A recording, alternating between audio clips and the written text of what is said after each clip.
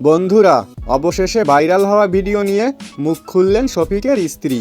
কি এমন বলেছেন তিনি, যেটা শুনলে আপনিও চমকে যাবেন। তাই মূল ঘটনাটি জানতে ভিডিওটি না টেনে প্রথম থেকে শেষ পর্যন্ত দেখতে থাকুন।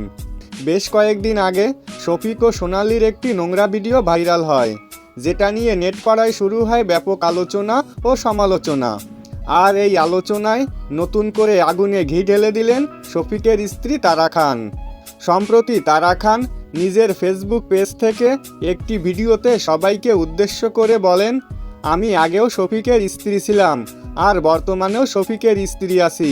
আপনারা সবাই তো জানেন, এর আগেও শফিক একটা ঘটনা নিয়ে ভাইরাল হয়েছিল। তখনও আমি শফিকের সাথে ছিলাম আর এখনও আছি। তার সাথে আমি জেল পর্যন্ত খেটেছিলাম।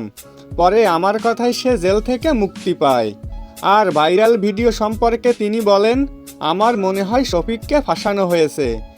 যে মেয়ের সাথে শফিক ভাইরাল হয়েছে, ওই মেয়ের অন্য ছেলেদের সাথেও এমন নোংরা ভিডিও আছে, সেটা তো আপনারা ইতিমধ্যে সবাই জানেন।